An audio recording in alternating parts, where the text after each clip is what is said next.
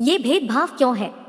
एक बार बुरी आत्माओं ने भगवान से शिकायत की कि उनके साथ इतना बुरा व्यवहार क्यों किया जाता है। अच्छी आत्माएं इतने शानदार महल में रहती है और हम सब खंडहरों में, आखिर ये भेदभाव क्यों है जबकि हम सब आप ही की संतान है।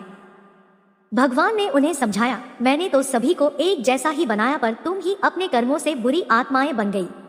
पर भगवान के समझाने पर भी बुरी आत्माएं भेदभाव किए जाने की शिकायत करती रही। इस पर भगवान ने कुछ देर सोचा और सभी अच्छी बुरी आत्माओं को बुलाया और बोले, बुरी आत्माओं के अनुरोध पर मैंने एक निर्णय लिया है।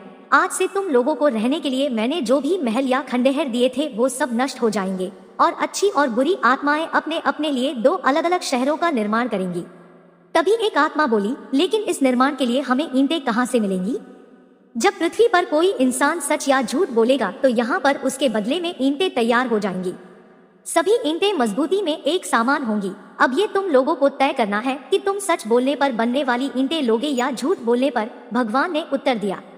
बुरी आत्माओं ने सोचा, पृथ्वी पर झूठ बोलने वाले अधिक लोग हैं, इसलिए अगर उन्होंने झूठ बोलने पर बनने वाली ईंटें ले ली तो एक विशाल शहर का निर्माण हो सकता है। और उन्होंने भगवान से झूठ बोलने पर बनने वाली ईंटें मांग ली। दोनों शहरों का निर्माण एक साथ शुरू हुआ, पर कुछ ही दिनों में बुरी आत्माओं का शहर विशाल रूप लेने लगा। उन्हें लगातार ईंटों के ढेर मिलते जा रहे थे और उससे उन्होंने एक शानदार महल बना लिया। वही अच्छी आत्माओं का निर्माण धीरे धीरे चल रहा था। काफी दिन बीत जाने पर भी उनके शहर का एक ही हिस्सा बन पाया था। कुछ दिन और ऐसे ही बीते, फिर एक दिन अचानक एक अजीब सी घटना घटी। बुरी आत्माओं के शहर से ईंटें गायब होने लगी।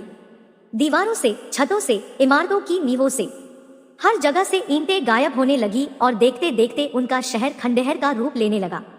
परेशान आत्माएं तुरंत भगवान के पास भागी और पूछा, हे प्रभु, हमारे महल से अचानक ये ईंटें गायब क्यों होने लगी? हमारा महल शहर तो फिर से खंडहर बन गया।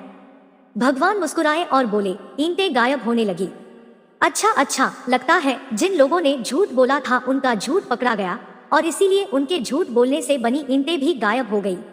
मित्रों, इस कहानी से हमें कई जरूरी बातें सीखने को मिलती है जो हम बचपन से सुनते भी आ रहे हैं, पर शायद उसे इतनी गंभीरता से नहीं लेते। झूठ की उम्र छोटी होती है, आज नहीं तो कल झूठ पकड़ा ही जाता है।